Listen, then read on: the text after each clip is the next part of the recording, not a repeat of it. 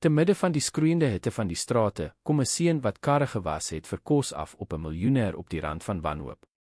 Vasgevang in 'n rolstoel en met die gevoel dat die lewe uit hom glip, smeek die man, ek gee jou my fortuin as jy my genees. Gedryf deur pure deernis, raak die seun aan sy skouer en doen iets wat die mediese wetenskap nooit sou kon verduidelik nie.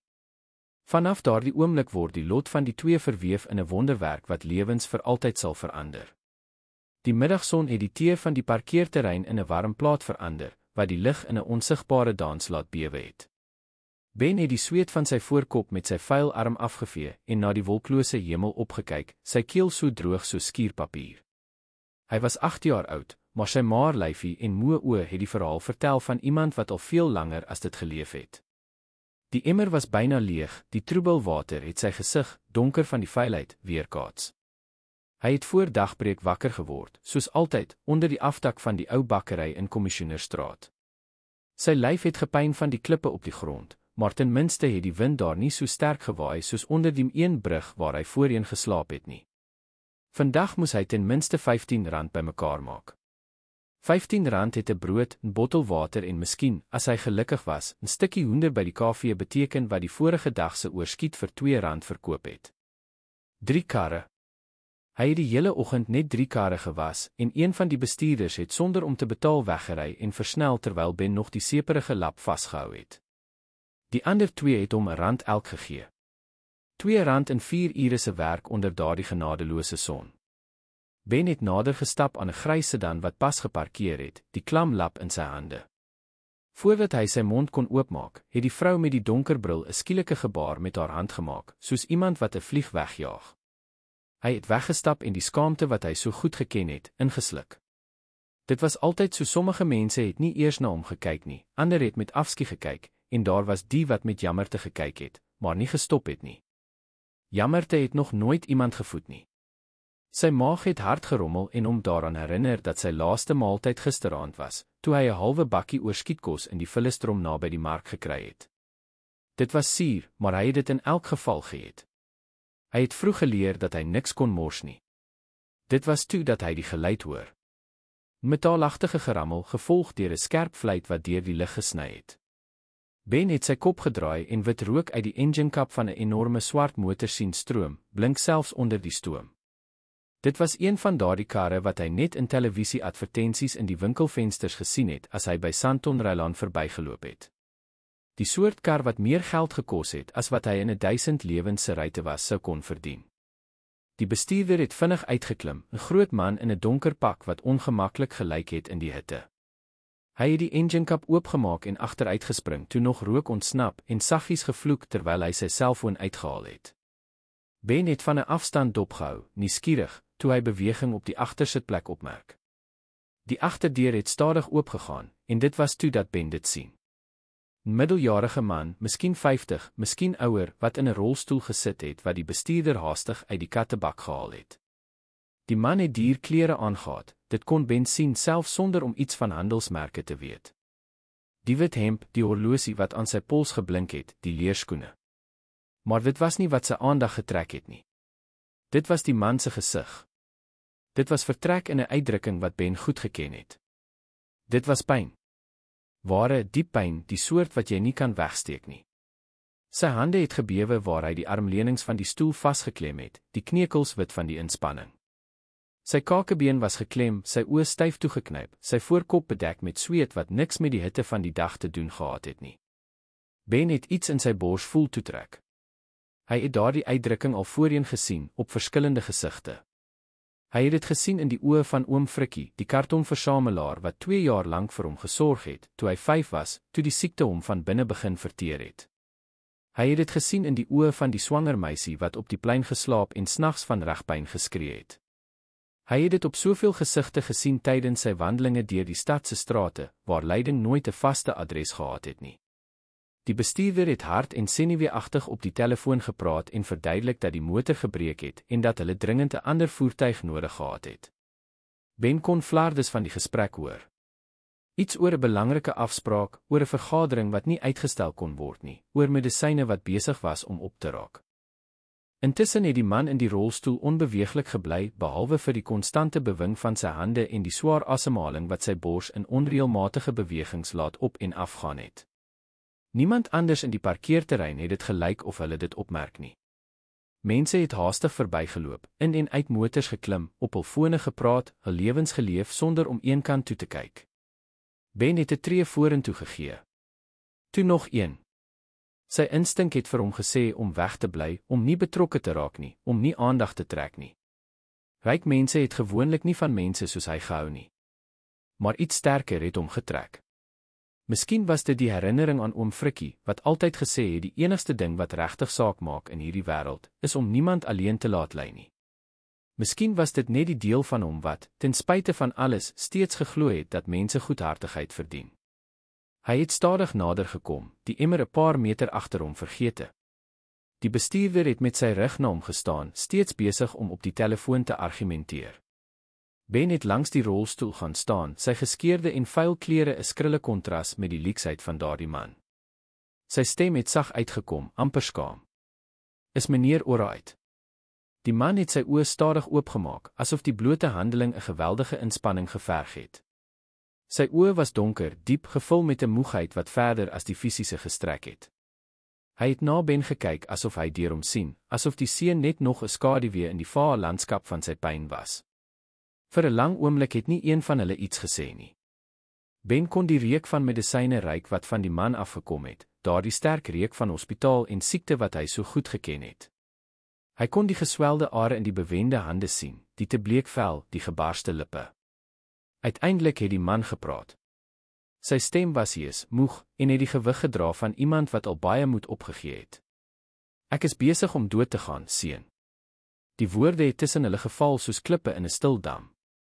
Daar was geen drama nie, geen selfbejammering nie. Dit was net 'n feit gesê met dieselfde eenvoud as iemand wat oor die weer praat. Ben het nie geweet wat om te antwoord nie. Hy het daardie woorde al voorheen gehoor, maar dit het nooit opgehou om seer te maak nie. Die bestuurder het uiteindelik Ben se teenwoordigheid opgemerk en skielik omgedraai en die afstand in 2 wye tree oorbrug. Gaan weg hier, snyter.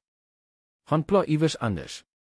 Sy groot hand was al uitgestrek om Ben te stoot, maar die man in die stoel het sy hand in 'n moe gebaar opgelig. Los hom, Kobus. Die bestuurder het gehuiwer, duidelik ongemaklik, maar gehoorsaam en teruggegaan om met die rokende motor te handel. Ben het daar bly staan, sy kaal voete vasgeplak aan die warmteer, onseker wat om nou te doen nou dat hy nader gekom het. Dit was toe dat die woorde uitgekom het, eenvoudig en opreg, soos oom Frikkie hom geleer het. Kan ek vir liewe Jesus vra om meneer te help? Die man het na Ben gekyk met 'n uitdrukking wat moeilik was om te ontsyfer. Daar was verbasing gemeng met iets wat ongeloof kon wees of miskien net 'n moegheid te diep vir enige sterk reaksie. Hy het sy hand oor sy gesig gevee en diep asem gehaal asof elke inaseming 'n stryd was. Liewe Jesus. Die woord het amper soos 'n bitter laggie uitgekom. Ek het miljoene aan dokters bestee, seun. Ek was in 3 verskillende lande. Die beste spesialiste in die wêreld het hul koppe geskit en vir my dieselfde ding gesê. 6 maande, miskien minder. My liggaam is besig om op te hou werk. Die senuwees, die spiere, alles skakel een vir een af soos uitgebrande gloeilampe. En jy dink liewe Jesus gaan help. Ben het geen antwoord daarop gehad nie. Hy het nie van siektes met ingewikkelde name of dierdokters geweet nie. Hy het net geweet dat oom Frikkie altyd gesê het dat wanneer daar niks meer is wat ons kan doen nie, ons steeds geloof kan hê. En geloof was nie iets wat jy kon koop of verkoop nie. Dit was iets wat jy eenvoudig gehad het of nie. Ek weet nie of dit sal help nie, het Ben erken, sy stem steeds sag. Maar oom Frikkie het altyd gesê dit kos niks om te probeer nie. Dat ons soms moet vra, selfs al weet ons nie of ons 'n antwoord sal kry nie. Die man het hom vir 'n lang oomblik bestudeer, sy oë wat oor Ben se geskeurde klere, vuil voete en die gesig, geteken deur die lewe op straat, beweeg het. Ben het daardie kyk geken, die kyk wat meet, wat oordeel, wat 'n persoon se waarde bepaal deur wat hulle dra. Maar hierdie keer was daar iets anders. 'n Vonkie van iets wat nuuskierigheid kon wees, of miskien net die desperaatheid van 'n man wat alles al probeer het en steeds op soek was na enige krummeltjie hoop. Wat is jou naam, het die man gevra. Ben. Ben. Die man het die naam stadig herhaal, asof hy die gewig daarvan toets. Ek is Stefan. Stefan de Villiers. Hy het stil gebly en pynkrimp wat oor sy gesig trek. En as jy wil bid, Ben, bid dan. Dit sal geen verskil maak nie, maar dit sal ook nie dinge vererger nie. Ben het geknik en, sonder om veel te dink, sy klein eeltagtige hand op Stefan se skouer geplaas. Hy het sy oë toegemaak, soos oom Frikkie hom geleer het. Die woorde het natuurlik gekom, sonder oefening, sonder formaliteit. Hy het nie uit die kop geleerde gebede of mooi frases geken nie. Hy het net uit sy hart gepraat en gevra dat daardie man nie meer moes ly nie, dat die pyn moes weggaan, dat hy vrede kon hê. Dit was nie 'n lang oomblik nie. Miskien 30 sekondes, miskien 'n minuut. Ben was nie seker nie. Maar toe hy sy oë oopmaak en sy hand wegneem, het hy besef iets het verander. Stefan het na sy eie hande gestaar met 'n uitdrukking van absolute verbasing. Dit pyn nie, het hy gemompel, amper vir homself. Die pyn het verminder. Hy het sy vingers stadig gebuig, 'n beweging wat hom gelyk het of dit hom verras. Ek kon weke lank nie so beweeg nie. Kobus het die telefoon neergesit en vinnig nader gekom, sy baas met bekommernis en verwarring dopgehou. Meneer de Villiers. Is meneer alright? Stefan het nie geantwoord nie. Hy het aanhou na sy hande staar, sy vuiste oop, en toegemaak met 'n gemak wat hy duidelik nie verwag het om te hê nie. Trane het in sy oë gevorm, maar Ben het nie geweet of dit van verligting, vrees of iets heeltemal anders was nie. Ek het niks gedoen nie, het Ben vinnig gesê en 'n tree teruggeneem. Dit was liewe Jesus, nie ek nie. Maar Stefan het nie meer geluister nie. Hy het nou na Ben gekyk met 'n intensiteit wat die seun bang gemaak het. Dit was 'n honger, desperate kyk, asof Ben die enigste waterbron in 'n eindelose woestyn was. En dit was op daardie oomblik, toe hy daardie uitdrukking op die sakeman se gesig sien, dat Ben 'n koue rilling langs sy ruggraat gevoel het. Iets het tussen hulle verander. Iets wat hy nie ten volle verstaan het nie, maar instinktief geweet het nie goed was nie. Kobus het dit ook opgemerk, want sy uitdrukking het van verwarring na iets wat soos koue berekening gelyk het, verander. Kobus, het Stefan gesê, sy stem skielik ferm en vol vasberadenheid.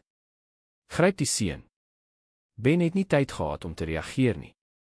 Die bestuurder se groot hande het hom aan sy arms gegryp voordat hy 'n tree kon gee. Hy het probeer loskom, paniek wat in sy keel opstoot, maar Kobus was te sterk. Wag. Ek het niks verkeerd gedoen nie, het Ben geskree en gestoei. Laat my asseblief gaan. Stefan het vorentoe geleun in die stoel, sy hande steeds effens bewend, maar sy oë vasgenaal op Ben met 'n ysterharde vasberadenheid. Jy verstaan nie, seun. Jy het pas die onmoontlike gedoen. En ek het jou nodig. Ek het jou nodig om my heeltemal te genees. Maar ek kan nie. Ek weet nie hoe nie. Dit was net 'n gebed, ek het geen mag nie. Jy het iets, het Stefan aangedring, en daar was 'n sweem van obsessie in sy stem wat Ben laat bewe het. Iets wat geen dokter in die wêreld my kon gee nie. En ek gaan uitvind wat dit is. Ek gee jou alles wat ek het as jy my heeltemal genees. My hele fortuin, Ben, miljarde. Alles. Die woorde het vir Ben geen sin gemaak nie. Miljarde was net enorme getalle, te abstrakt vir iemand wat sy rykdom in munte getel het. Wat sin gemaak het, was die pynlike greep van Kobus se hande op sy arms, die ysige vrees wat deur sy liggaam versprei het, die groeiende sekerheid dat iets verskrikliks op die punt was om te gebeur. Kobus, sit hom in die kar, het Stefan beveel. Ons gaan huis toe. Meneer, is u seker hiervan, het Kobus vir die eerste keer gehuiwer. Hy is 'n kind. As iemand sien. Niemand sal omgee vir nog 'n straatkind nie, het Stefan koud gesê, en daardie woorde het Ben dieper as enige mes gesny. Sit hom in die kar. Nou. Ben het beklei geskree, probeer om Kobus se hand te byt, maar dit het niks gehelp nie. Die bestuurder was te sterk, en die parkeerterrein was op daardie etenstyd byna leeg. Die paar mense wat verbygekom het, het vinnig gekyk en aangestap, onwillig om betrokke te raak. Toe die motordeur agter hom toeklap en sy gille demp, het Ben gevoel asof die hele wêreld verdwyn het. Deur die donker ruit het hy sy verlate emmer op die warm teer gesien, die gemorste water wat 'n plas gevorm het wat reeds begin verdamp het onder die meedoenlose son van Johannesburg. Die herrehuis was groter as enige plek wat Ben nog ooit gesien het. Die motor het deur 'n hoë ysterrek gery wat outomaties oopgegaan het, met 'n oprit op wat met bome omsoom was, en voor 'n 3-verdieping gebou gestop wat meer soos 'n hotel as 'n huis gelyk het. Maar Ben kon skaars iets sien deur die trane wat nie wou ophou val nie. Kobus het hom na binne gedra asof hy 'n sak aardappels was, sy snikke en smeekinge geïgnoreer. Hulle het met 'n breë trap met 'n marmerreëling opgegaan, deur gange met skilderye teen die mure en dik matte wat die geluid van hul voetstappe gedemp het, geloop. Uiteindelik het hulle 'n kamer op die tweede verdieping binne gegaan. Dit was 'n pragtige kamer, moes Ben selfs te midde van sy paniek erken. Dit het 'n groot bed met wit lakens gehad, 'n enorme televisie teen die muur, 'n venster met swaar gordyne. Maar toe Kobus hom los en uitgaan, het Ben die geluid gehoor wat sy bloed laat verkleim het. Die sleutel wat aan die buitekant in die slot draai. Hy het na die deur gehardloop en die handvatsel met al sy krag getrek. Gesluit. Hy het teen die hout geslaan, geskree, gesmeek. Niemand het geantwoord nie. Net die swaar stilte van daardie enorme huis. Ben het op die vloer neergesak, teen die deur geleun en gehuil totdat hy geen trane meer oorgehad het nie. Hy het aan Onfrikkie gedink, wat altyd gesê het dat God vir almal sorg. Waar was God nou? Hy het aan die ander seuns gedink wat in Commissionerstraat gewerk het, en gewonder waar hy was. Hy het gedink aan die vryheid wat hy gehad het, al was dit 'n moeilike, pynlike vryheid, vol honger en koue. Ten minste was dit syne. Die ure het stadig verbygegaan. Die sonlig wat deur die venster ingeval het, het van hoek verander, oranje geword, toe pers, totdat dit heeltemal verdwyn het. Ben was so honger dat sy maag gepyn het, maar hy was te bang om enigiets te eet wat hulle hom dalk sou gee. Wat as hulle gif daarin sit? Wat as dit 'n lokval was? Dit was toe dat hy weer die sleutel in die deur hoor. Hy het in die hoek gekrimp, voorbereid op die ergste. Die deur het oopgegaan en 'n vrou het ingekom met 'n skinkbord. Sy was 'n ouer dame met grys hare in 'n bolla vasgemaak, geklee in 'n eenvoudige uniform. Haar gesig was vriendelik, gemerk deur plooie wat gelyk het of dit oor die jare deur glimlagte gevorm is. "My liewe hemel," het sy gemompel toe sy Ben op die vloer sien krimp, vuil en met rooi oë van die gehuil. "Wat is hierdie, 'n kind?" Sy het die skinkbord op 'n tafeltjie neergesit en stadig nader gekom, asof Ben 'n verskrikte diertjie was. "My kind, is jy alright? Is jy seer gekry?" Ben het nie geantwoord nie, net gekyk hoe sy op die vloer kniel, ten spyte van die duidelike moeite wat sy met haar knieë gehad het. Sy het nie probeer om hom aan te raak nie, net daar gebly en gewag. "My naam is Tannie Marie," het sy saggies gesê.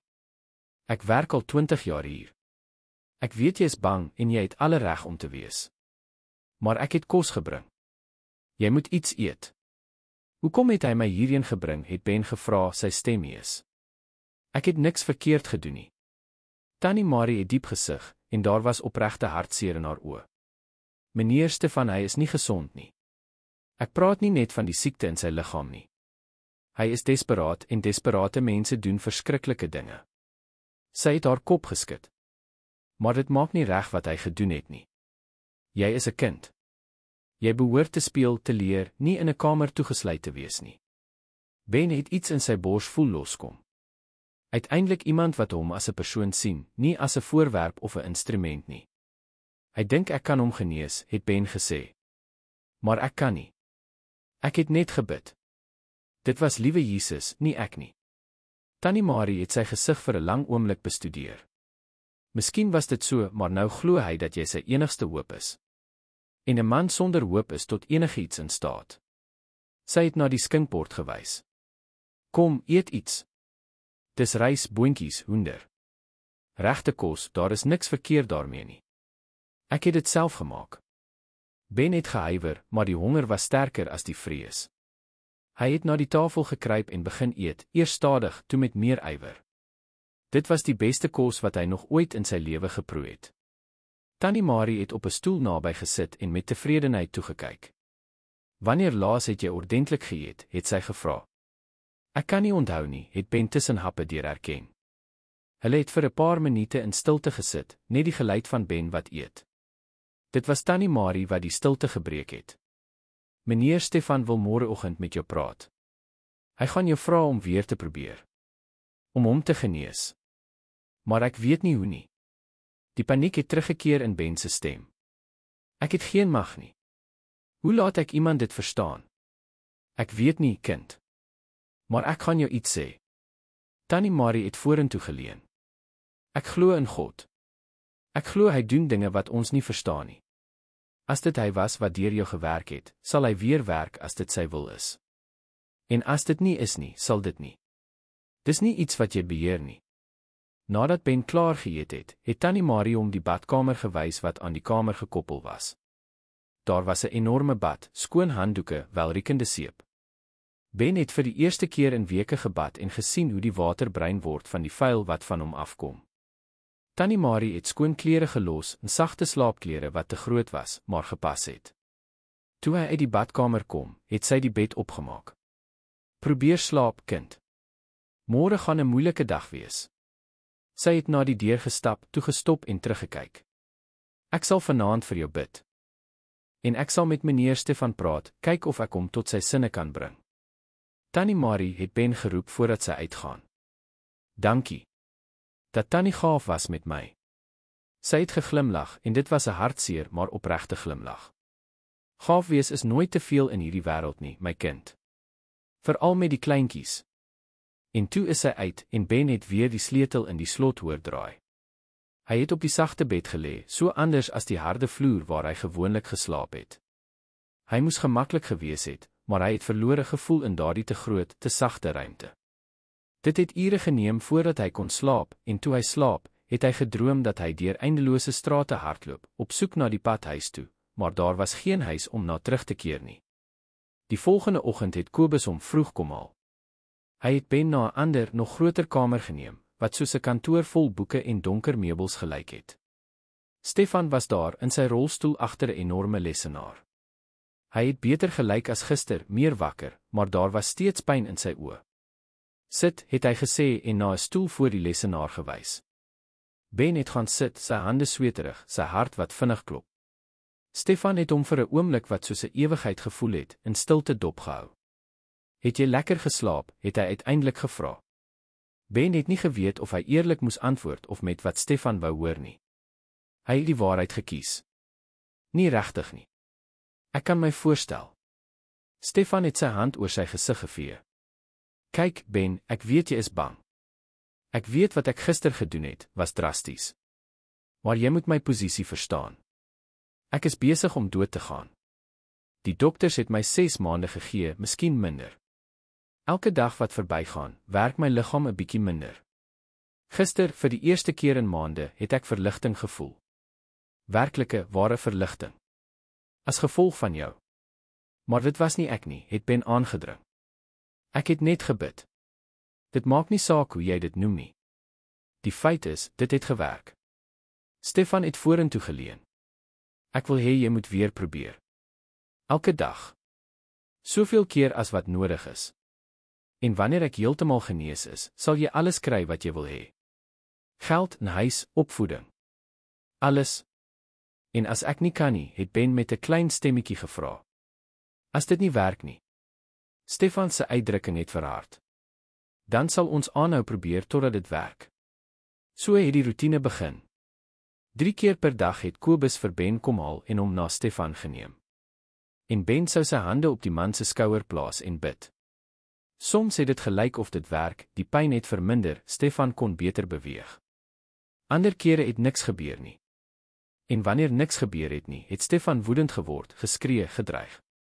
Ben het ontdek dat hy nie net 'n gevangene van die kamer was nie, maar van die desperate hoop van 'n man wat nie sy lot wou aanvaar nie. En daar was niks wat hy kon doen om dit te verander nie. Die dae het so verbygesleep, die een na die ander, elkeen dieselfde as die vorige.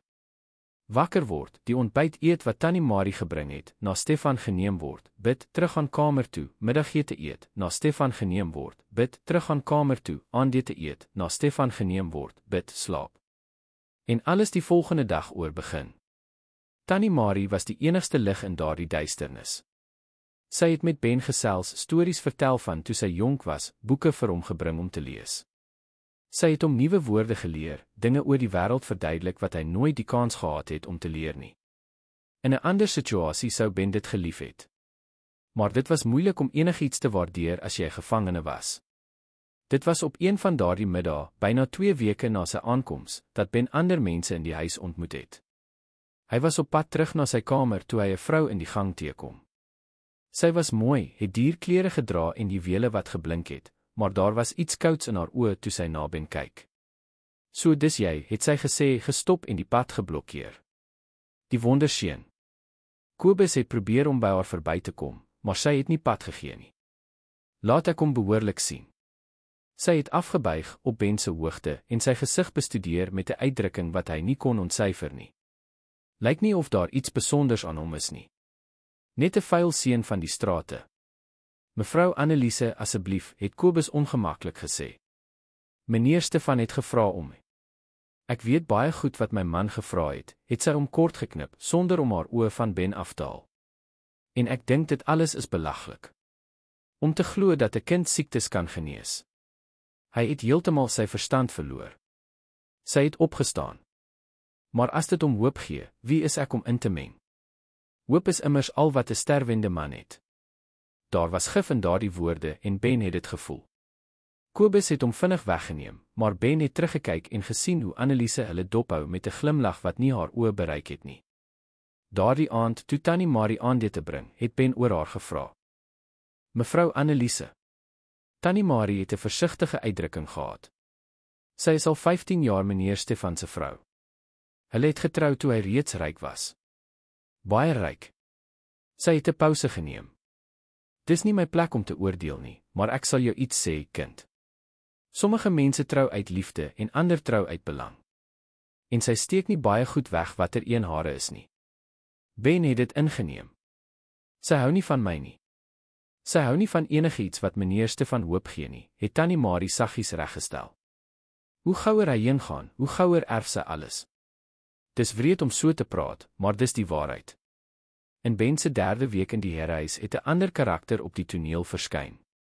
Ben was in die tuin, een van die min kere wat hy uit die kamer toegelaat is, toe 'n man nader kom. Hy het so Stefan gelyk, 'n bietjie jonger, met dieselfde gesigsvorm, maar sonder die siekte wat hom van binne verteer het. Jy moet die beroemde Ben wees, het die man gesê en 'n sigaret aangesteek. Ek is Riaan, Stefan se broer. Ben het nie geantwoord nie, net gekyk. Hy het op die strate geleer om mense te lees en alles aan hierdie man het gevaar geskree.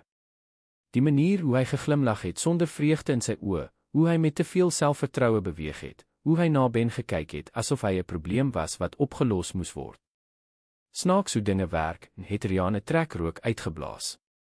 My broer, een van die rykste mans in Suid-Afrika, desperaat oor 'n straatseun. Weet jy hoeveel is dit alles hier werd? Hy het na die herhuis gewys. Miljarde ben miljarde rand.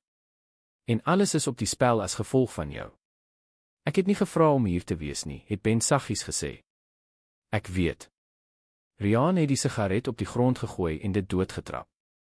En tussen ons, ek dink my broer het heeltemal sy kop verloor. Dit alles is waansin. Jy het geen mag nie. Jy is net 'n kind. Hy het nader gekom. Maar ek gaan jou 'n raad gee. Geniet dit terwyl jy kan. Eet die goeie kos, slaap in die sagte bed. Want wanneer my broer besef jy is 'n bedrieër en hy gaan besef, sal jy so vinnig terug wees op straat dat jy nie eers tyd sal hê om totsiens te sê nie. Kobus het toe verskyn en Ben teruggeroep na binne. Maar Riaan se woorde het in sy kop bly ekho. Bedrieër. Was dit wat almal gedink het? Dat hy voorgegee het, Stefan mislei het vir kos en skuiling. Daardie aand kon Ben nie slaap nie. Hy het na die plafon gestaar en gedink aan alles wat gebeur het. Het hy iets verkeerd gedoen?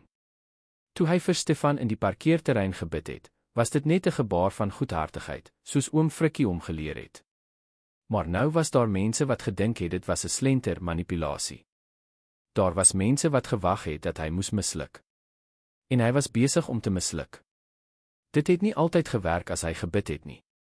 Soms het Stefan beter geword, soms nie. Ben het nie verstaan hoekom nie. As dit regtig God was wat deur hom werk, moes dit nie altyd werk nie. Of het God gekies wanneer om te help en wanneer nie? Die vrou het geen antwoorde gehad nie, en Ben het uiteindelik uitgeput aan die slaap geraak, sonder enige gevolgtrekking. Dit was 2 dae later dat alles ontplof het. Ben was in sy kamer toe hy 'n geraas buite hoor, baie stemme wat gelyktydig hard praat.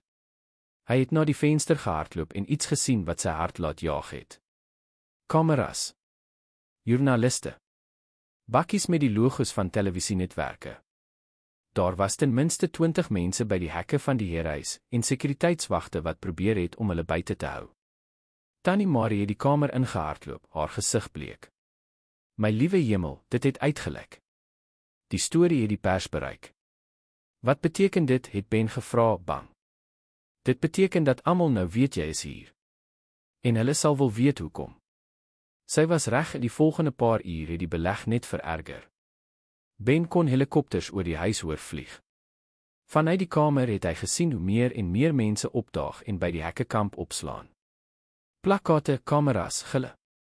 Dit was 'n sirkus. Kobus het hom kom haal, maar hierdie keer het hy hom nie na Stefan se kantoor geneem nie. Hy het hom na 'n kamer met 'n enorme aangeskakelde televisie geneem. Stefan was daar met Anneliese en Riaan aan sy sy. Almal het na die nuus gekyk. Die aanbieder het met 'n ernstige uitdrukking gepraat. Die skandaal wat die land vandag skok, behels die sakeman Stefan de Villiers, een van die rykste mans in Suid-Afrika. Volgens anonieme beweringe hou de Villiers se kind in aanhouding in sy heerhuis en beweer dat die seun genesende kragte het. Die saak laat vrae ontstaan oor kinderuitbuiting, kwaksalwery en magsmisbruik. Die skerm het na 'n foto van Stefan verander, toe na ligfoto's van die omringde heerhuis. Mensegte groepe het reeds hulself uitgespreek en eis dat die owerhede die saak ondersoek. Intussen begin betogers voor die eiendom bymekaar kom, verdeel tussen diegene wat die verhaal van wonderbaarlike genesing glo en diegene wat dit 'n gevaarlike bedrogspel noem. Stefan het die televisie woedend afgeskakel. Wie was dit, het hy gevra en na Riaan en Anneliese gekyk. Wie het die storie uitgelek? Moenie na my kyk nie, het Riaan gesê en sy hande opgelig. Dit was nie ek nie. Ek ook nie, het Anneliese bygevoeg, maar daar was iets in haar toon wat nie oortuig het nie. Alhoewel ek gewaarsku het dat dit sou gebeur. Jy kan nie 'n kind toesluit en verwag dat niemand sal uitvind nie. Hy is nie toegesluit nie, het Stefan gelieg. Hy is hier omdat hy wil help. Laat hom dan met die pers praat, het Riaan hom uitgedaag. Laat hom dit in sy eie woorde sê. Tensy jy bang is vir wat hy dalk sal sê. Stefan het na Ben gekyk, en daar was iets wild in sy oë. Vrees miskien. Of desperaatheid. Ben sal met niemand praat nie. Dit sal oorwaai. Dis net 'n mediaskandaal. Oor 'n week vergeet almal daarvan. Maar hulle het nie vergeet nie. Trouwens, dit het net erger geword. Meer mense het elke dag opgedaag. Nie net joernaliste nou nie, maar ook desperate mense. Ben het deur die venster gesien, smekende gesigte by die hekke, wat foto's vashou, siek familielede in rolstoele aandra. Almal wou dieselfde hê as wat Stefan wou hê. 'n Wonderwerk. 'n Genesing. Redding. En Ben het verpletter gevoel onder die gewig van al daardie hoop. Hoe kon hy soveel mense help as hy nie eers een persoon konsekwent kon help nie? Hoe kon hy wees wat almal nodig gehad het hy moes wees as hy nie eers geweet het wat hy was nie? Tannie Marie het al hoe meer bekommerd geraak. Dit gaan nie goed eindig nie, het sy gesê terwyl sy die kos gebring het. Meneer Stefan is te behep. En wanneer obsessie 'n persoon oorneem, hou hulle op om reg en verkeerd te sien. Sy was reg, Stefan het die sessies verskerp. Nou wou hy hê Ben moes 5-6 keer per dag probeer. En wanneer dit nie gewerk het nie, wanneer die pyn nie verminder het nie, het hy al hoe meer desperaat, meer aggressief geword. Hy het Ben nooit geslaan nie, maar woorde kon net soveel seer maak soos vuishoue. Jy probeer nie hard genoeg nie, het hy in een van daardie sessies geskree. Jy doen dit met opset, want jy wil my sien ly? Dis nie waar nie, het Ben gehuil. Ek probeer, ek sweer ek probeer. Maar ek weet nie hoe dit werk nie. Ek beheer dit nie. Leer dan om dit te beheer, het Stefan sy vuis op die tafel geslaan, wat Ben laat skrik het. My lewe hang van jou af. Verstaan jy dit nie? Kobus, wat altyd tydens die sessies in die kamer gebly het al hoe meer ongemaklik gelyk. Ben het opgemerk dat selfs hy, wat medepligtig was aan die ontvoering, begin wonder het of dit alles reg was.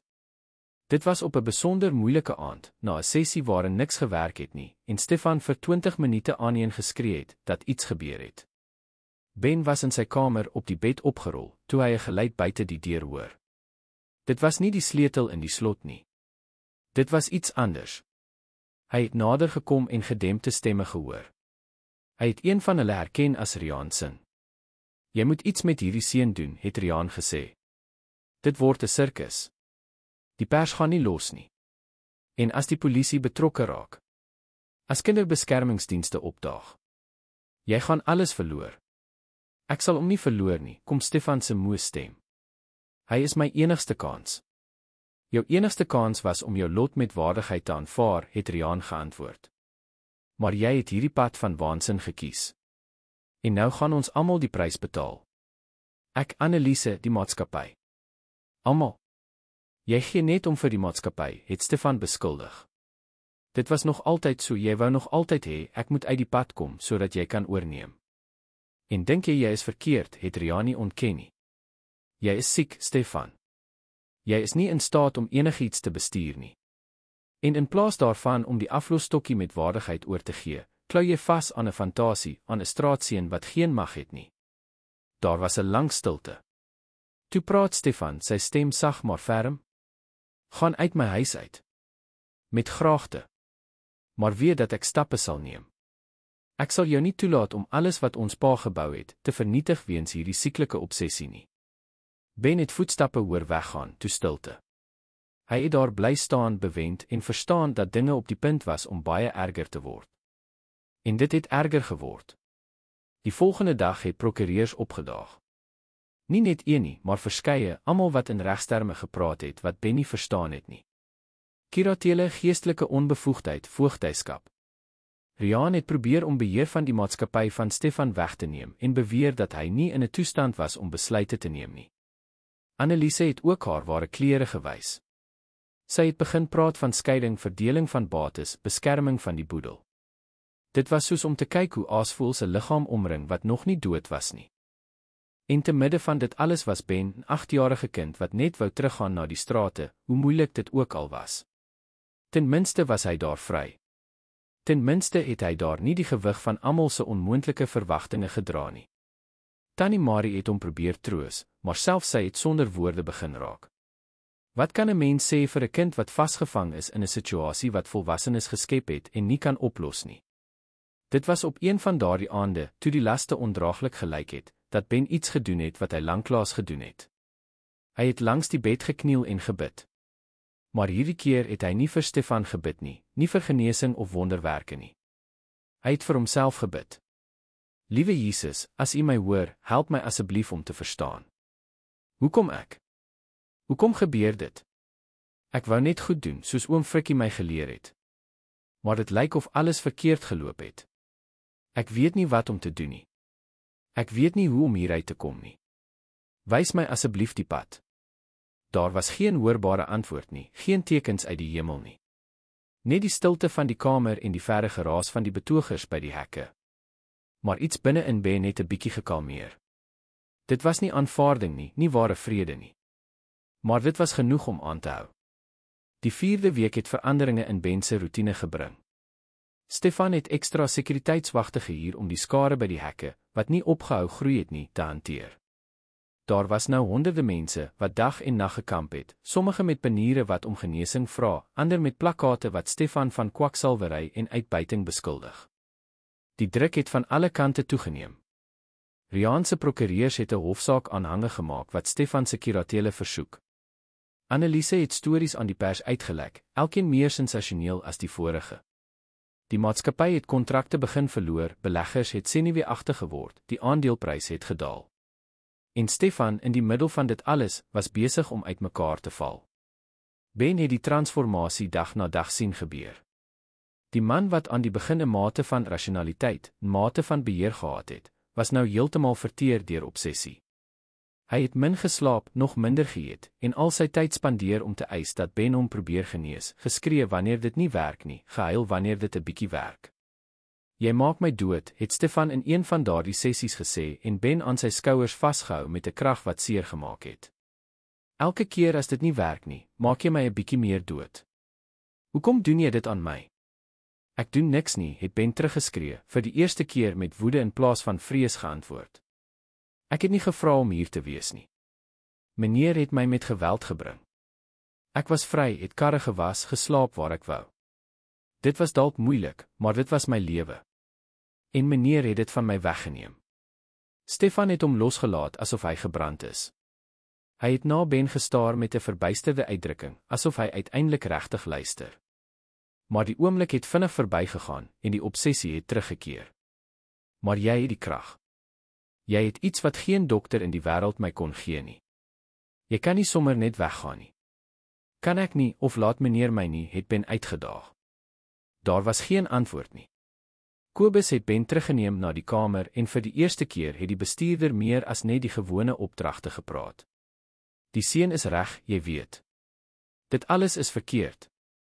Maar om te weet dit was verkeerd, het niks verander nie. Ben het 'n gevangene gebly en Stefan het desperaat gebly. Dit was op 'n donderdagoggend dat alles verander het. Ben het wakker geword met die geluid van gehardloop in die gang. Harde stemme, haastige voetstappe, iets wat val en breek.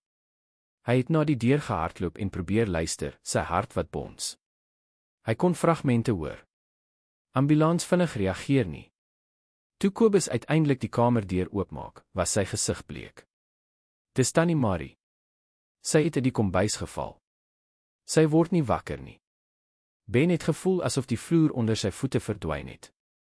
Tannie Marie. Die enigste persoon in daardie huis wat hom met opregte goedhartigheid behandel het. Die enigste lig te midde van die duisternis. Ek moet haar sien, het Ben geskree en probeer om by Kobus verby te kom, jy kan nie. Hulle neem haar reeds hospitaal toe. Neem my dan saam. Asseblief. Sy is my vriendin. Kobus het gehuiwer, duidelik verdeel tussen die navolging van opdragte en om te doen wat reg was. Maar uiteindelik het hy sy kop geskud. Ek kan nie. Meneer Stefan sal dit nie toelaat nie. Ben is teruggestoot in die kamer en die deur het toegegaan. Hy het teen die hout geslaan, geskree, gesmeek, maar niemand het teruggekom nie. Hy het daar gebly tot op die vloer afgesak en iets binne in hom voel breek.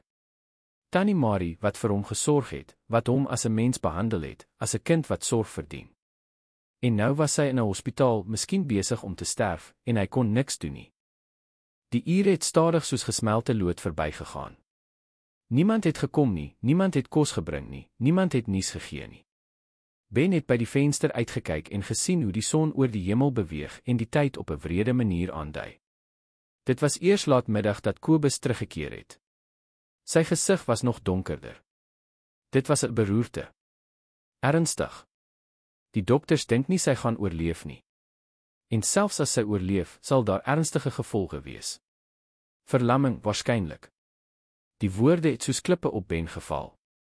Tannie Marie, wat vir hom gesorg het, wat met hom gepraat het, wat gaaf was toe niemand anders was nie.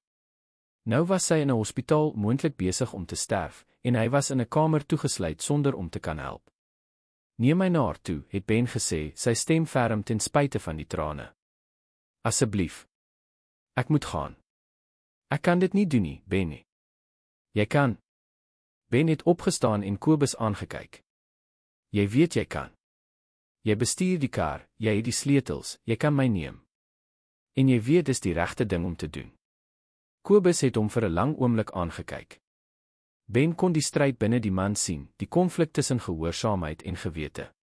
Uiteindelik het Kobus diep gesug. As meneer Stefan uitvind, verloor ek my werk. As Tannie Marie heengaan en ek het nie ten minste probeer help nie, sal jy baie meer as jou werk verloor, het Ben gesê. Jy sal die vermoë verloor om in die spieël te kyk. Dit was wat Kobus oortuig het. 20 minute later was hulle in die kar, op pad deur die strate van Johannesburg na die hospitaal. Ben het by die venster uitgekyk en die stad sien verbygaan, vir die eerste keer in weke vry. Maar hy kon nie die vryheid geniet nie. Hy kon net aan Tannie Marie dink. Die hospitaal was groot en vol mense. Kobus het een van die verpleegers geken en kon uitvind in watter kamer Tannie Marie was. Intensiewe sorgeenheid, 3de vloer. Beperkte besoektyd. Wag hier, het Kobus vir Ben gesê. Ek gaan kyk of ek jou by haar kan inkry. Maar Ben was nie geduldig genoeg om te wag nie. Sodra Kobus weggestap het om met 'n verpleegster te praat, het hy in 'n gang afgeslyp en die tekens gevolg. Ise. Hy het trappe geklim verby dokters en verpleegsters wat te besig was om 'n vasberade seun op te merk. Hy het die Ise op die 3de vloer gekry. Deur die glas kon hy verskeie beddens sien, elkeen met 'n pasiënt, elkeen gekoppel aan masjiene wat piep en gons. En daar in die 3de bed was Tannie Marie. Sy het so klein gelyk in daardie hospitaalbed. Daar was buise uit haar neus, drade aan haar bors gekoppel, masjien langsaan wat lyne gewys het wat op en af beweeg. Haar oë was toe, haar gesig so bleek soos papier. Ben het nie gedink nie. Hy het net die deur oopgemaak en ingegaan, reguit na haar bed gestap. 'n Verpleegster het probeer om hom te keer, maar hy was reeds langs die bed, het reeds Tannie Marie se hand gevat. "My kind, jy kan nie hier wees nie," het die verpleegster gesê, vriendelik maar ferm. "Sy is my vriendin," het Ben gesê, sonder om die hand te los. "Asseblief. Net 'n minuut." Miskien was dit iets in sy stem, of miskien het die verpleegster 'n sagte hart gehad, maar sy het geknik. "'n Minuut. Dan moet jy uitgaan." Ben het Tannie Marie se hand met albei sy hande vasgehou. Dit was koud, leweloos. Hy het sy oë toegemaak en gedoen wat hy geweet het om te doen. Gebid. Maar hierdie keer was dit anders. Hy het nie gebid omdat iemand hom beveel het nie, of omdat hulle dit van hom verwag het, of omdat hy bang was vir die gevolge as hy dit nie doen nie. Hy het gebid omdat hy wou. Omdat Tannie Marie dit verdien het. Omdat sy gaaf was toe niemand anders was nie, menslik was toe ander hom as 'n voorwerp behandel het. "Liewe Jesus, as U my kan hoor, help haar asseblief," het Ben gefluister. "Sy is goed. Sy sorg vir mense. Sy het vir my gesorg toe niemand anders omgegee het nie. Moet haar asseblief nie laat heengaan nie. Die wêreld het mense soos sy nodig." Hy het nie geweet hoe lank hy daar gestaan het nie, haar hand vasgehou, gebid, saggies gepraat. Hy het haar vertel van die dinge waaroor hulle nooit tyd gehad het om te praat nie. Oor oom Frikkie, oor die dae op straat, oor die drome wat hy gehad het om eendag 'n regte gesin te hê. En toe voel hy dit. 'n Ligte druk, byna onmerkbaar, in sy hand. Hy het sy oë oopgemaak en afgekyk. Tannie Marie se vingers het beweeg. "Suster," het hy geroep, sy stem hard van emosie. Die verpleegster het na die bed gehardloop, die masjiene nagegaan, Tannie Marie ondersoek. Haar oë het groot geword. "Dis nie moontlik nie," het sy gemompel. Die bloeddruk styg, die hartklop word sterker. Tannie Marie se oë het stadig oopgegaan. Hulle was eers verward, sonder fokus. Maar toe land hulle op Ben en sy het geglimlag, 'n swak, maar opregte glimlag. "Ben," het sy gefluister, haar stem hees. "My seun." Ben kon nie die trane terughou nie. Hulle het vrylik geval terwyl hy haar hand gedruk het. "Tannie gaan alright wees. Tannie gaan alright wees." Die verpleegster was reeds besig om dokters te roep en skielik was daar 3, 4 mense om die bed, almal wat gelyktydig praat, masjiene nagaan, toetse doen. Een van hulle het Ben gevra om weg te staan en hy het teesinnig gehoorsaam. Kobus het toe verskyn en met 'n ongelowige uitdrukking tussen Ben en Tannie Marie gekyk. "Wat het gebeur?" "Sy het wakker geword," het Ben eenvoudig gesê. Hulle het buite gestaan terwyl die dokters gewerk het. Ben kon hulle deur die deur hoor, hul stemme 'n mengsel van verbasing en verwarring. Woorde soos 'n onmoontlike en maak nie sin nie en nog nooit so iets gesien nie, het na hom toe gedryf. Na 3:30 het 'n dokter uitgekom. Hy was 'n ouer man met grys hare en moe oë. Hy het na Ben gekyk met 'n vreemde uitdrukking. "Is jy familie van haar?" het hy gevra. "Ek is 'n vriend," het Ben geantwoord. Die dokter het stadig geknik. "Ek kan nie verduidelik wat pas gebeur het nie. Toe mevrou Marie vanoggend hier opgeneem is, was haar toestand kritiek. Die beroerte was omvangryk, het lewensbelangrike areas van die brein aangetas. Eerlikwaar, ons het nie verwag dat sy die nag sou oorleef nie. En selfs as sy sou die gevolge verwoestend gewees het. Verlamming van die regterkant, spraakverlies, waarskynlik geheueverlies." Hy het 'n pouse geneem en sy hand deur sy hare gevee. "Maar nou, al haar lewenstekens is gestabiliseer. Sy reageer op stimule, kan al haar ledemate beweeg, praat samehangend. Ons gaan nog toetse doen, maar tot dusver is daar geen tekens van beduidende neurologiese skade nie. Dis asof die beroerte nie gebeur het nie." Kobus het na Ben gekyk. Die dokter het ook gekyk. Daar was 'n onuitgesproke vraag in die lug, maar Ben het nie geweet hoe om dit te beantwoord nie. Hy het nie meer as hulle verstaan wat gebeur het nie. "Kan ek haar weer sien?" was al wat Ben gevra het. Die dokter het geknik. "Sy vra na jou." Ben het teruggegaan na binne. Tannie Marie het nou regop gesit, ondersteun deur kussings, met kleur wat na haar gesig terugkeer. Toe sy hom sien, het haar oë met trane gevul. My seun, jy het gekom, het sy gesê en haar arms uitgestrek. Ben het gehardloop en homself in haar omhelsing gegooi. Sy het hom styf vasgehou, en vir die eerste keer sedert hy van daardie straat in Johannesburg weggeneem is, het Ben veilig gevoel. Ek het gedink ek gaan Tannie verloor, het hy teen haar skouer gesnik. Jy sal my nie so maklik verloor nie, het Tannie Marie gesê en haar hand deur sy hare gestreel. Ek het nog baie om te doen in hierdie wêreld. En jy het my nodig. Hulle het lank so gebly net mekaar vasgehou. En Ben het iets belangriks besef. Toe hy daardie eerste dag vir Stefan gebid het, was dit 'n vriendelike, maar onpersoonlike gebaar. Toe hy in die weke daarna gebid het, was dit onderdruk met vrees.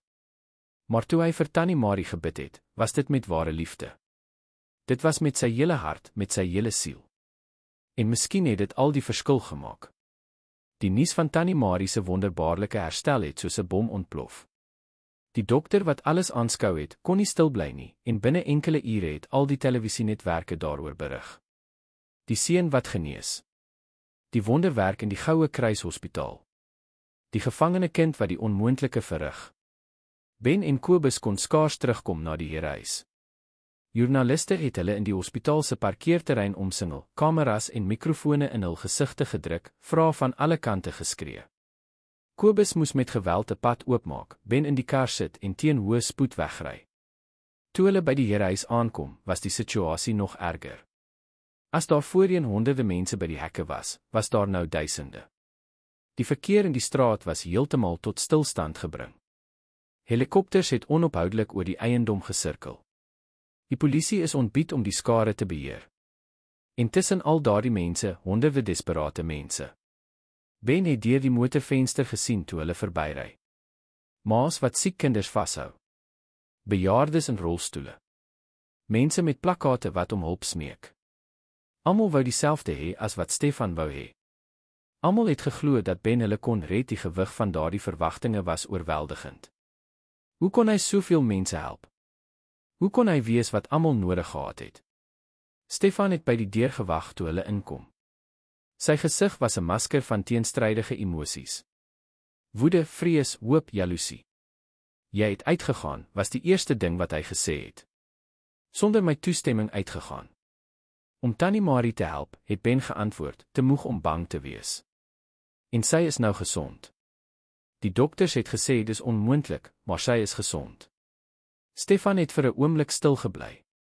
Ben kon die stryd agter sy oë sien plaasvind. Uiteindelik het hy gepraat. So dit werk regtig. Jy het regtig hierdie krag.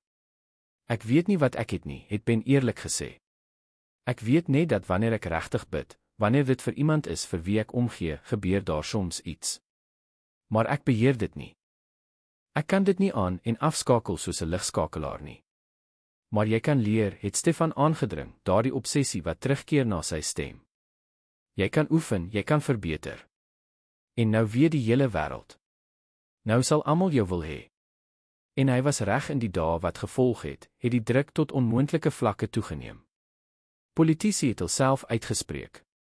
Godsdienstige leiers het gedebatteer of Ben 'n seun of 'n godslastering was. Wetenskaplikes het toetse geëis. Kinderbeskermingsdienste het uiteindelik opgedaag, maar Stefan se prokureurs het hulle verhinder om in te kom en beweer daar is geen bewyse van mishandeling nie. Binne die Herehuis was die spanning op breekpunt. Riaan het sy regsgedinge verskerp en nou die hele storie as bewys van Stefan se waansin gebruik. Anneliese het nie meer haar minagting weggesteek nie en openlik oor egskeiding en onderhoud gepraat. En Ben was in die middel van alles 'n 8-jarige seun wat die las van onmoontlike verwagtinge gedra het. Dit was Tannie Marie, pas uit die hospitaal en teen die dokter se bevele, wat helderheid gebring het. Sy het gevra om alleen met Stefan te praat, en Ben het die gesprek deur die kantoor deurgehoor. Meneer moet die seun laat gaan, het sy gesê, haar stem nog swak, maar ferm. Ek kan dit nie doen nie, het Stefan geantwoord. Hy is my enigste hoop. Hy is nie u eiendom nie. Hy is 'n kind wat meneer ontvoer het, wat u gevange hou, wat u dwing om iets te doen wat hy nie eers self verstaan nie. Meneer het 'n monster geword, meneer Stefan. Die man wat ek 20 jaar gelede geken het, sou nooit so iets gedoen het nie. Die man wat jy 20 jaar gelede geken het, was nie besig om dood te gaan nie. Almal is besig om dood te gaan, het Tannie Marie geantwoord. Elke dag wat verbygaan, is ons 'n dag nader aan die einde. Die verskil is dat die meeste van ons nie weet wanneer nie.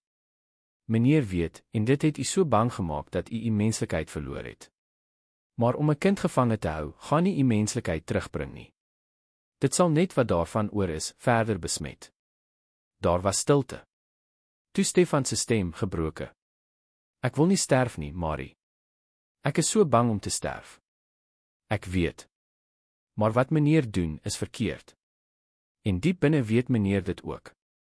Ben het van die deur weggestap, sy hart seer. Hy wou glo dat Tannie Marie se woorde 'n verskil sou maak, dat Stefan uiteindelik tot sy sinne sou kom, maar hy het dit nie regtig geglo nie.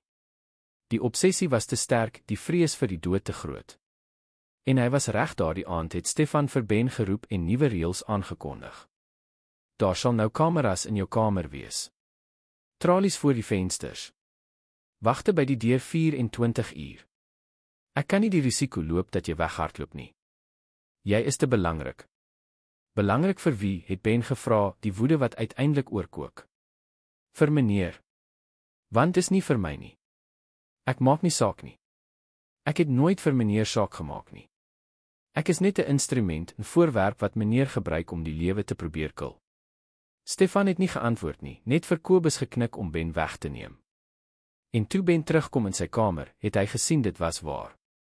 Kameras in die hoeke, swaar tralies voor die vensters, 2 nuwe slotte aan die deur. Dit het 'n regte tronk geword. Tannie Marie het steeds probeer om deur die deur met hom te praat en troos te bied waar sy kon. Maar self sy is nou dopgehou, haar besoeke beperk en gemonitor. Ben het daar lank beplan. Hy het die patrone van die wagte bestudeer, die tye van die kameras, Kobus se roetes. As hy sou ontsnap, moes hy dit reg doen. Hy het net een kans gehad. Die geleentheid het op 'n reënerige middag gekom. Die wagte was besig met 'n besonder aggressiewe groep betogers wat probeer het om die muur te klim. Daar was verwarring, gille, alarms wat afgaan. In die gejaag is die wag wat Ben se deur bewaak het, geroep om te help. Ben het geen tyd gemors nie. Hy het daartevore 'n haarknippie by Tannie Marie gesteel en met die slot geoefen toe hy alleen was. Dit was nie veel anders as om die deure van verlate motors oop te sluit wat hy op straat gedoen het nie. Die slot het meegegee. Ben het die deur stadig oopgemaak, sy hart wat so hard klop dat dit gevoel het of almal dit kon hoor. Die gang was leeg. Hy het uitgegaan, die deur agter hom toegemaak en begin hardloop. Hy het die pad nou geken. Weke se waarneming deur die venster, die uitleg van die eiendom gememoriseer. Hy het met die agterste trappe afgegaan, deur die verlate kombuis en die tuin bereik. Die reën het hard geval en hom binne sekondes deurdrenk, maar dit was perfek. Dit het die sig van die kameras belemmer. Die muur was hoog, maar daar was 'n boom naby. Ben was altyd goed met klim, jare op straat het hom dit geleer. Hy het met die takke opgeklouter en die hande wat op die nat hout gly, die skrape aan sy arms, geïgnoreer. Hy was amper bo toe hy dit hoor. Alarms. Iemand het ontdek dat hy ontsnap het. Ligte het oor die hele eiendom aangekom, sirenes het begin loei. Ben het hom gehaas, die bopunt van die muur bereik. Aan die ander kant het hy die skare gesien. Duisende mense, almal wat na hom opkyk. Vir 'n oomblik was hy verlam. As hy daar afklim, sou hy verswelg word deur daardie massa desperate mense, almal wat iets van hom wou hê. Maar voordat hy kon besluit, het sterk hande hom gegryp. Kobus het agter hom opgeklim, vinniger en sterker. Hy het Ben teruggetrek, wat hulle amper laat val het. Hulle het met moeite met die boom afgeklim, Ben wat die hele pad beklei het. Laat my gaan. Laat my asseblief gaan. Ek kan nie, Ben, ek is jammer, maar ek kan nie. Meer wagte het opgedaag. Ben is teruggeneem na binne, deurdrenk, bloeiend van die skrape, huilend van frustrasie en desperaatheid. Stefan het in die voorportaal gewag, in sy rolstoel, sy gesig bleek van woede en vrees. Jy het probeer om my te verlaat, het hy gesê, sy stem bewend. Jy het probeer weghardloop en my laat sterf. Ek is nie u verlosser nie, het Ben geskree, al die weke se frustrasie wat op een slag uitbars. Ek is nie verantwoordelik vir die lewe nie. Ek het niks hiervan gevra nie. Meneer het my gesteel. My vryheid, my lewe, alles. En hoekom? Omdat u bang is. Omdat u te selfsugtig is om te aanvaar dat u gaan heengaan soos almal. Die stilte wat gevolg het, was swaar. Almal het na Ben gekyk met geskokte uitdrukkings. 'n 8-jarige kind moes nie so praat nie. Maar Ben was nie 'n normale kind nie. Hy het te veel geleef, te veel gesien, te veel gelei. Stefan het hom vir 'n lang oomblik aangekyk. En iets in sy gesig het verander. Die woede het verdwyn, vervang deur iets wat so skaamte gelyk het. Hy het rondgekyk, die kameras gesien, die wagte, die tralies voor die vensters wat skaars deur die gordyne gesien kon word. Hy het gesien wat hy geword het. Neem hom terug na sy kamer, was al wat hy gesê het, die stoel omgedraai en weggery. Ben is teruggeneem, nou met nog meer sekuriteit. Meer kameras is geïnstalleer. Meer slotte is aangebring. Die tronk het nog stywer geword. Maar iets het verander. Ben het dit in die oë van Kobus, van Tannie Marie, selfs van die ander personeel gesien. Almal het geweet dit was verkeerd. Almal het geweet dit het te ver gegaan. Die vraag was of iemand die moed sou hê om iets daaraan te doen. Daardie aand, nat en bewend ten spyte van die droë klere wat hulle hom gegee het Ben op die bed gelê en gehuil. Hy het gehuil vir die verlore vryheid, vir die onskuld wat hy nooit regtig gehad het nie, vir die onmoontlike las wat op sy skouers geplaas is. Maar hy het ook 'n belofte aan homself gemaak. Hy sou nie opgee nie. Maak nie saak hoeveel kameras hulle installeer nie, hoeveel slotte hulle aanbring nie. Hy sou 'n manier vind. Hy het jare lank op straat oorleef, hy het verlating en honger en koue oorleef. Hy sou dit ook oorleef. En wanneer hy uitkom, wanneer hy uiteindelik vry is, sou hy seker maak dat hy nooit weer iemand se gevangene sou wees nie. Nie van mense nie, nie van verwagtinge nie, nie van ander se vrees nie. Dit was sy belofte. En Ben, wat vroeg geleer het dat beloftes die enigste ding is wat ons regtig het, was van plan om dit te hou. In die dae na die ontsnappingspoging was die herehuis in 'n swaar stilte gehul. Ben het skaars sy kamer verlaat, behalwe vir die sessies met Stefan. En selfs daardie sessies het verander. Stefan het nie meer geskree nie, nie meer gehuis nie. Hy het net in stilte gesit terwyl Ben sy hande op sy skouers geplaas en meganies gebid het, sonder emosie, sonder hoop. Soms het dit 'n bietjie gewerk, soms het dit glad nie gewerk nie. Ben het nie meer omgegee nie. Hy het daardie deel van hom wat omgegee het, wat gevoel het, wat wou help, afgeskakel. Dit was die enigste manier om te oorleef. Tannie Marie het die verandering gesien en was hartseer. My seun, moenie dat dit jou verhard nie, het sy deur die deur gesê, die paar keer wat sy toegelaat is om met hom te praat. Ek weet dis moeilik, ek weet dit lyk onmoontlik, maar moenie jou goedhartigheid verloor nie. Dis die kosbaarste ding wat jy het. Maar Ben was nie seker of hy nog goedhartigheid gehad het nie. Dit het gevoel asof dit uit hom uitgedruk is, soos water uit 'n spons, en net woede en wrok agtergelaat het. Dit was op 'n middag 10 dae na die mislukte ontsnapping, dat Stefan iets anders gedoen het. In plaas daarvan om Ben na die kantoor te roep, het hy vir Kobus gevra om hom na die tuin te neem. Daar, in sy rolstoel onder 'n groot boom, het Stefan gewag. Maar hy was nie alleen nie. Langs hom was Riaan. En Anneliese. En 3 prokureurs wat Ben al voorheen gesien het. Almal met ernstige uitdrukkings, sommige met leers vol papiere. Ben het gestop, agterdogtig. Wat is hierdie? Stefan het diep asemhaal voordat hy gepraat het. Ben, ek moet jou iets wys. Hy het na een van die prokureurs geknik, wat 'n leer oopgemaak en verskeie foto's uitgehaal het. Hy het dit vir Ben gegee. Dit was foto's van hom. Ben wat karre op straat was. Ben wat onder afdakke slaap. Ben wat in vullistromme grawe op soek na kos. Dit was foto's wat van 'n afstand geneem is, sonder dat hy geweet het, wat elke oomblik van die miserabele lewe wat hy gehad het voordat hy Stefan ontmoet het, vasgevang het. Hoekom het meneer hierdie foto's, het Ben gevra, sy stem vreemd. Ek het ondersoekers gestuur om jou te volg voordat ek jou hierheen gebring het Stefan erken. Ek wou alles van jou weet. Wie jy was, waarvandaan jy gekom het, of jy familie gehad het wat na jou soek. Hy het 'n pouse geneem. En weet jy wat hulle ontdek het? Niks.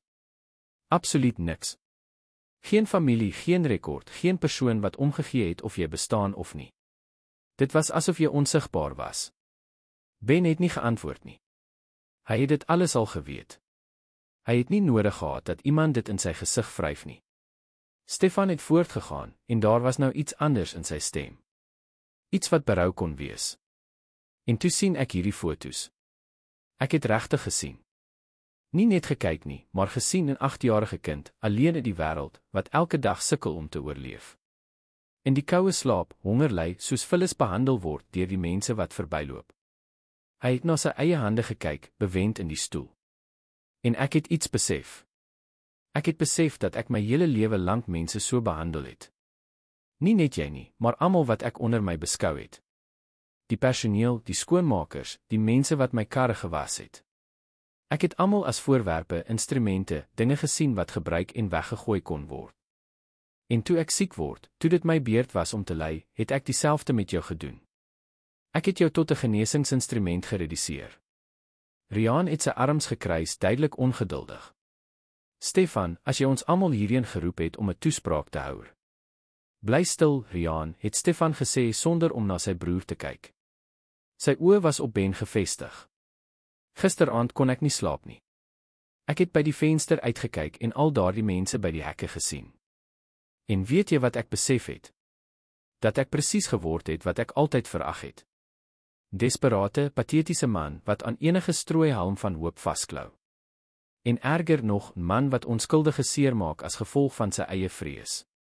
Hy het vir 'n ander prokureur gewys wat dokumente aan Ben gegee het.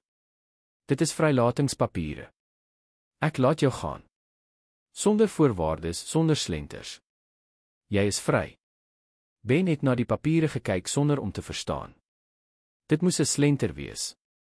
Dit moes 'n leuen wees. Hoekom? Omdat Tannie Marie reg was.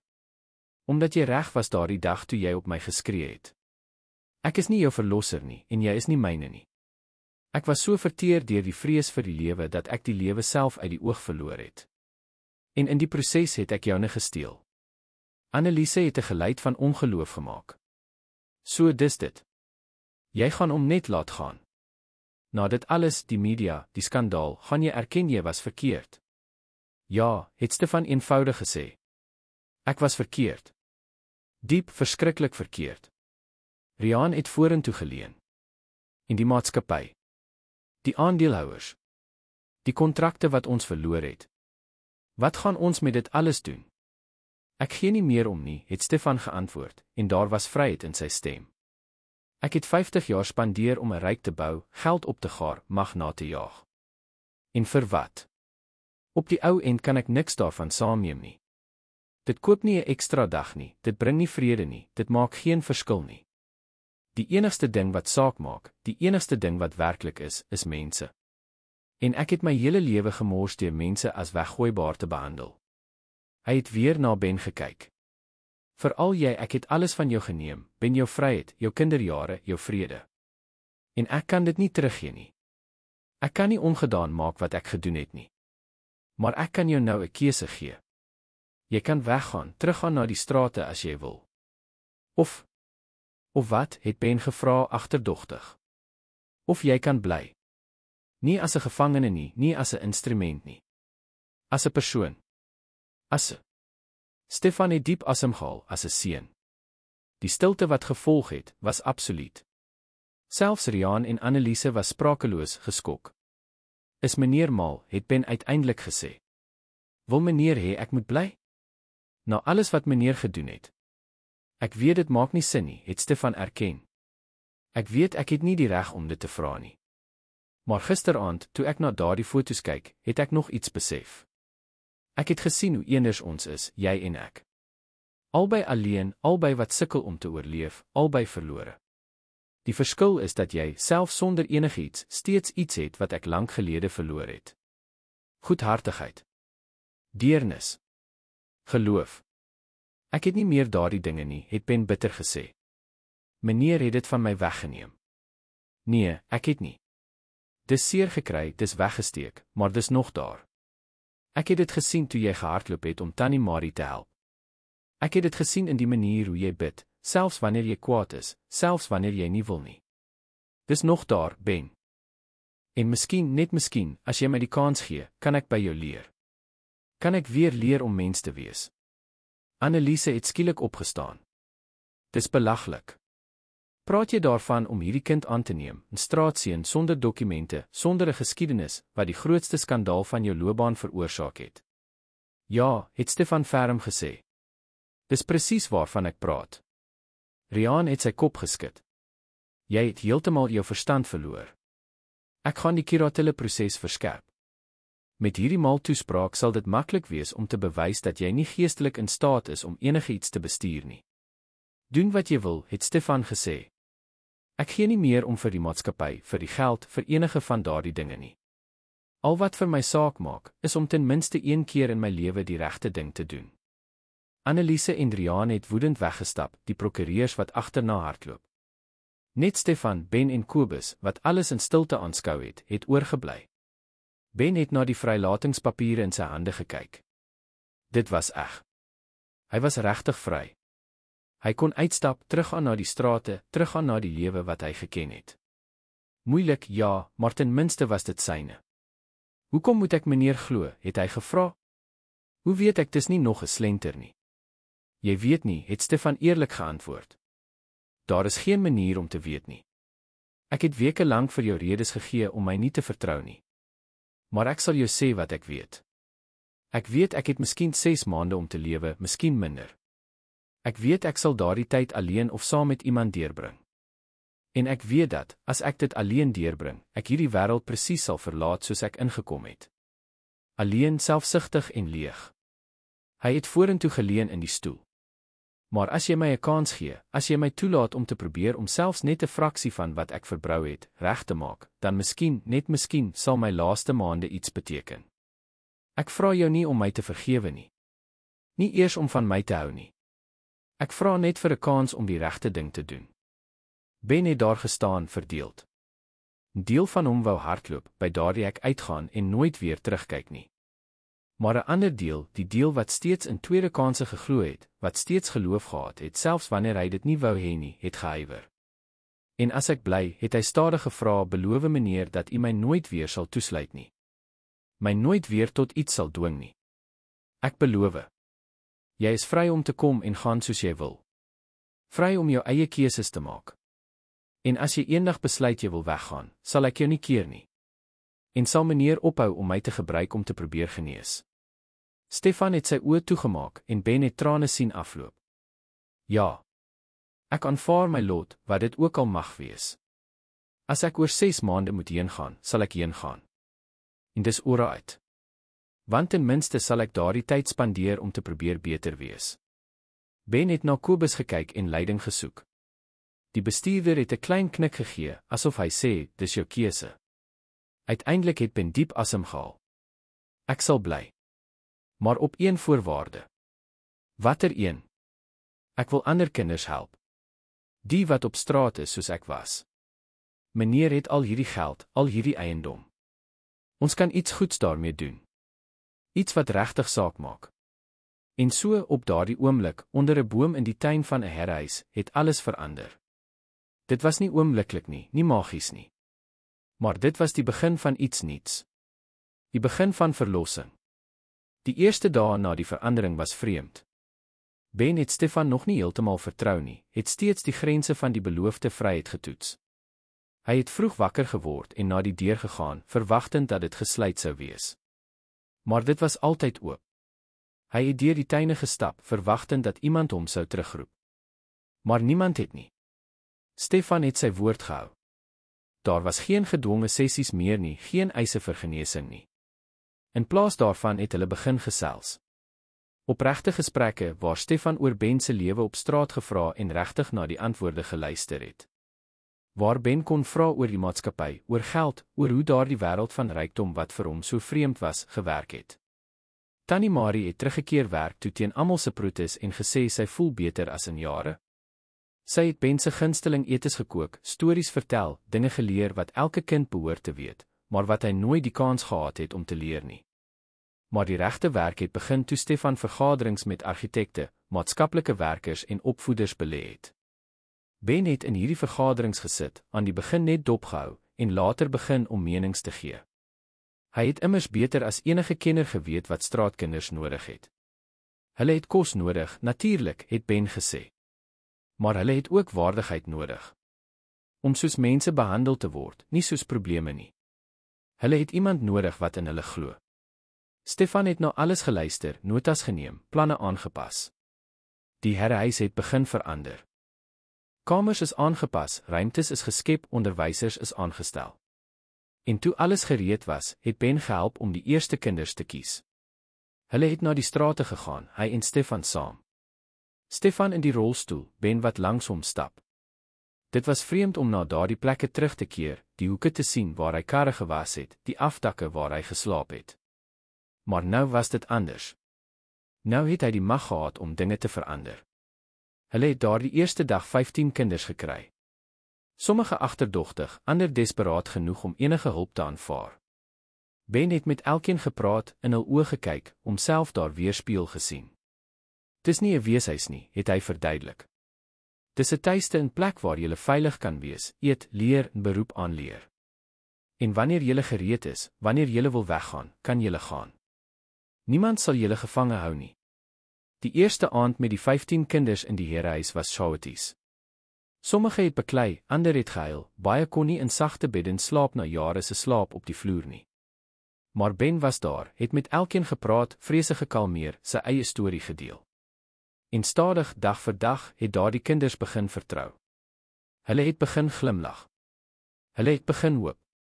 Intussen het Rian voortgegaan met sy kuratele-proses, maar iets onverwags het gebeur. Die pers wat Stefan voorheen aangeval het hul toon begin verander toe hulle die werk met die kinders sien. Positiewe stories het begin verskyn. Die sakeman wat homself verlos het. Die miljoenair wat sy laaste dae gewy het om die minderbevoorregtes te help. Anneliese het 'n egskeidingsproses begin en die helfte van alles geëis.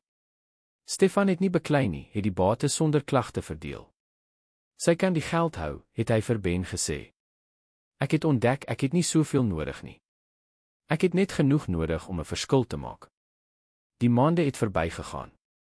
Die skuiling het gegroei van 15 tot 30 kinders, toe 50. Meer eiendomme is gekoop en omskep. Onderwysers is aangestel om nie net wiskunde en Afrikaans te onderrig nie, maar om beroepe te leer, om kinders die gereedskap te gee om toekoms te bou. En Ben was in die middel van alles. Nie as 'n wondergeneeser nie, maar as iemand wat daardie kinders van binne na buite verstaan het. Wat geweet het wanneer iemand bang was, wanneer hulle nie net honger was vir kos nie, maar vir liefde, wanneer hulle ruimte of geselskap nodig gehad het. Stefan het alles met groeiende trots dopgehou. Sy gesondheid het nie wonderbaarlik verbeter nie, maar dit het ook nie so vinnig versleg as wat die dokters voorspel het nie. Die dokters kon dit nie verduidelik nie, maar Stefan het gedink hy weet. Hy het 'n doel gevind. Hy het iets gevind om voor te lewe buite homself. Dit was op een van daardie dae, 8 maande na daardie ontmoeting in die parkeerterrein, dat Stefan vir Ben geroep het om te gesels. Hulle was in die tuin en het gekyk hoe die kinders speel. Iets wat Stefan nooit gedink het hy op sy eiendom sou sien nie, opregte lag van gelukkige kinders. Ek wil jou amptelik aanneem, het Stefan gesê. As jy aanvaar, natuurlik. Ek weet ek is nie 'n perfekte pa nie, ek weet ek het dit alles op die slegste moontlike manier begin. Maar ek wil graag probeer.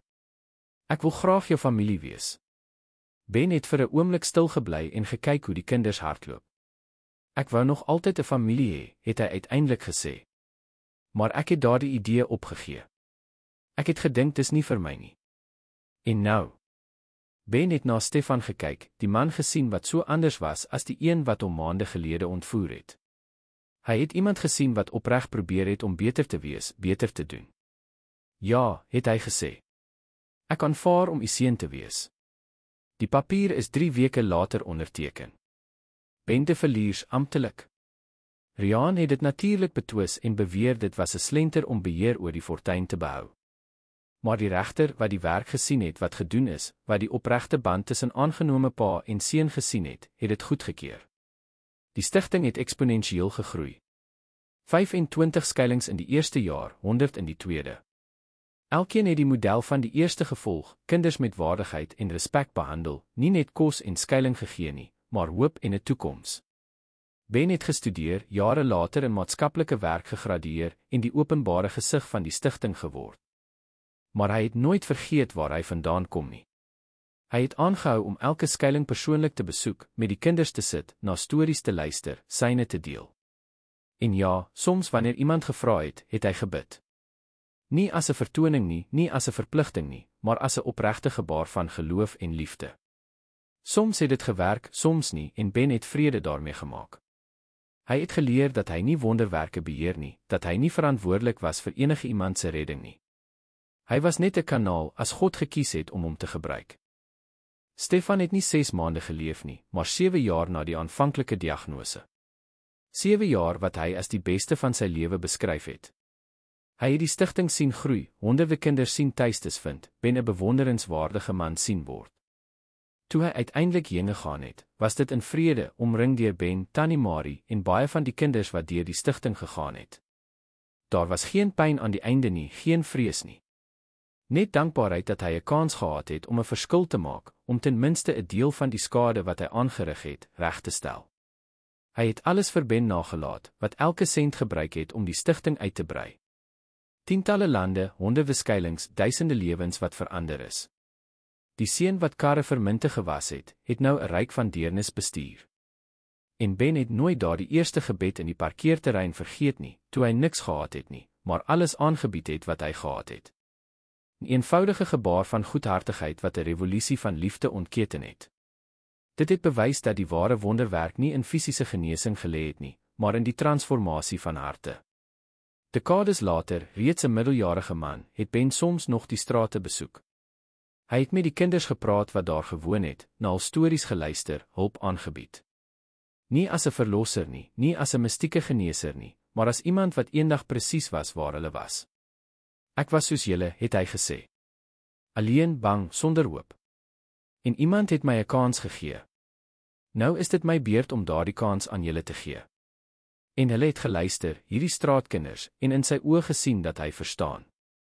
Dat hy geweet het. En in sy storie het hulle iets kosbaars gevind. Hulle het hoop gevind. Die storie van die seun met niks en die miljoenêr met alles het 'n legende geword. Vertel en hervertel, elke weergawe wat besonderhede byvoeg, elke verteller wat verskillende dele beklemtoon. Maar die kern het dieselfde gebly. Dit was 'n storie oor verlossing, oor tweede kanse, oor hoe 'n tikkie deernis die wêreld kan verander. Ben het 'n foto van daardie dag in die parkeerterrein in sy kantoor gehou. Nie 'n regte foto nie, want niemand was daar om een te neem nie, maar 'n artistieke herskepping wat hy jare later bestel het. Dit het 'n vuil seun gewys wat sy hand op die skouer van 'n ryk man in 'n rolstoel plaas. Twee mense uit verskillende wêrelde, verbind deur 'n oomblik van pure goedhartigheid. Onder die beeld 'n plaat met 'n eenvoudige inskripsie. Alles begin met deernis. En dit was waar. Elke skuiling wat gebou is, elke kind wat gehelp is, elke lewe wat verander is, het alles met daardie eenvoudige oomblik begin. 'n 8-jarige seun wat iemand sien ly het en besluit het om te help sonder om iets terug te verwag. Tannie Marie het tot 93 jaar geleef, altyd teenwoordig in die stigting en elke kind behandel asof dit haar eie kleinkind was. Toe sy heengaan, het honderde mense na die begrafnis gekom, almal met stories van hoe sy hul lewens met vriendelikheid aangeraak het.